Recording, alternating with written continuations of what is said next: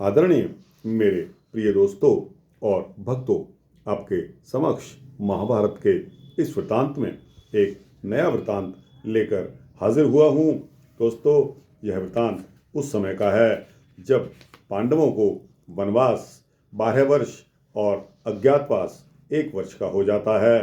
और दोस्तों, उस आखिरी अज्ञातवास जो कि 1 वर्ष का था, उसमें अगर पांडव कहीं पहचान लिए जाते हैं तो उन्हें फिर से 12 वर्ष का वनवास और 1 वर्ष का अज्ञातवास भुगतना पड़ेगा।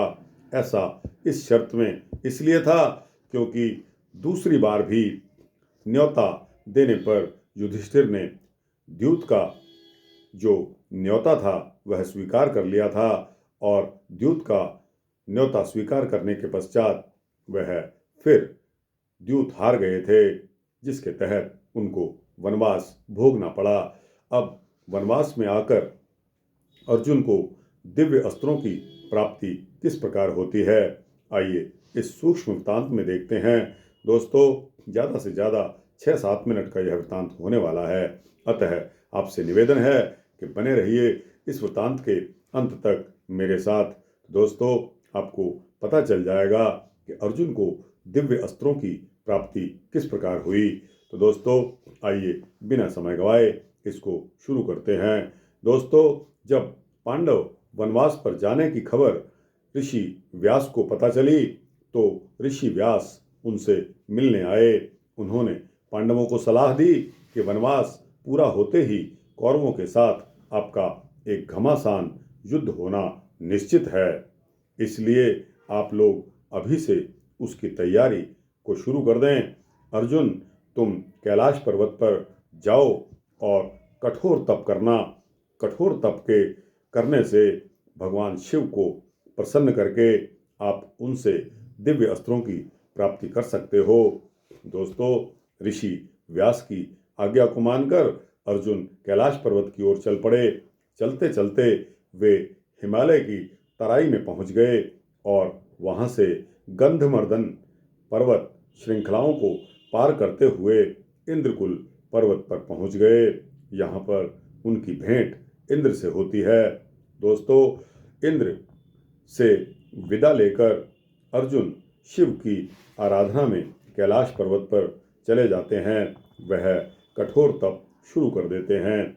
दोस्तों, अपने कठोर तप के तहत उनकी कठोर तपस्या को देखकर वहाँ पर रहने वाले साधु संत और स्वर्गलोक में रहने वाले सभी लोग डर जाते हैं। वे भगवान शिव के पास जाकर बोले कि हे भगवान, एक युवक कैलाश पर कठोर तपस्या कर रहा है।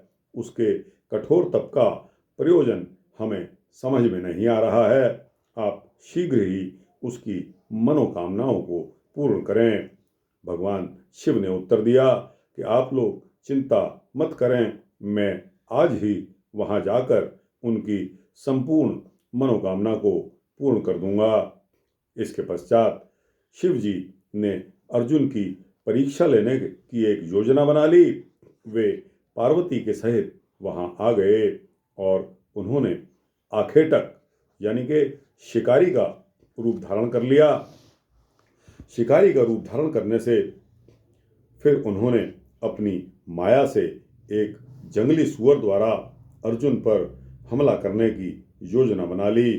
जब अर्जुन की सुअर पर दृष्टि पड़ी तो उन्होंने धनुष बाण उठाकर उस पर तीर चला दिया, परंतु तभी दूसरी तरफ से एक और तीर आकर उस सुअर को चीरता हुआ निकल गया।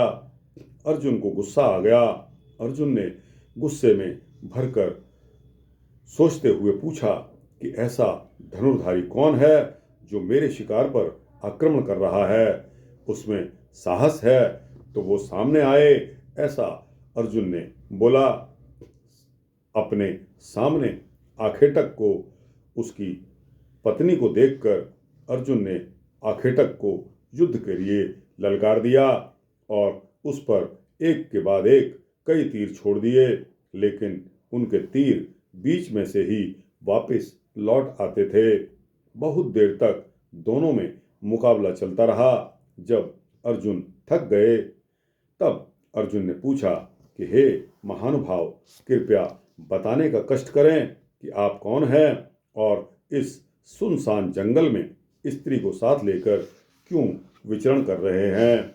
मुझे ऐसा लगता है कि धनुर्विद्या में अभी तुम कच्चे हो। दोबारा किसी को युद्ध के रूप में मत ललकारना। शिकारी ने अर्जुन की बात का जवाब दिए बिना कहा। एक मामूली से शिकारी का उनकी धनुर्विद्या पर कटाक्ष करना अर्जुन को अच्छा नहीं लगा। वह बोले, मैं जरा भगवान शिव की आराधना पूरी कर लूं, उसके बाद ही उसका उत्तर दूंगा। ऐसा कहकर अर्जुन ने अपना धनुष बाण एक ओर रख दिया और बर्फ से एक शिवलिंग बनाया और कुछ फूल इकट्ठे करके उन्होंने एक फूल माला बनाकर शिवलिंग पर चढ़ाई और आंखें बंद करके पुनः बैठ गए।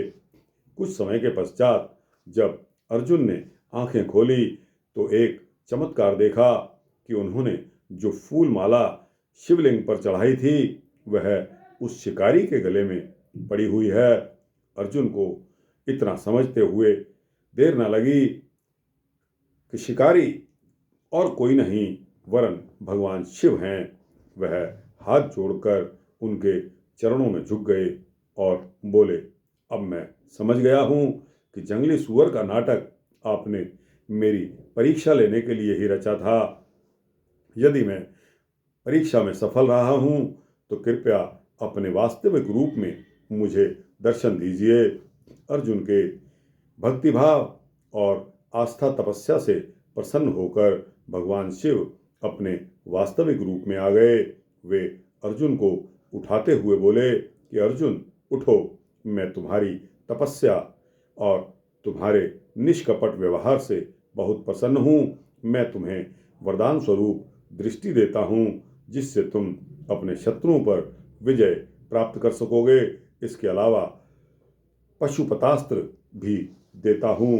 तो दोस्तों, भगवान शिव ने अपनी कृपा करते हुए वरदान स्वरूप में दृष्टि और पशुपतास्त्र उनको भेंट किया। इस तरह अर्जुन ने भगवान शिव को खुश करके और ऋषि की आज्ञा मानते हुए अर्जुन को दिव्य अस्त्रों की प्राप्ति हुई। दोस्तों, यह वृतांत यहाँ समाप्त होता है। आपको कैसा लगा? अच्छा लगा हो तो इसको लाइक और शेयर करते हुए अपने दोस्तों, भक्तों, मित्रों, जिज्ञासुओं को भेजना और इस चैनल को सब्सक्राइब कर देंगे तो आपको इसी तरह के सूक्ष्म भक्ति वृतांत मिलते रहेंगे। जय श्री राधे कृष्णा।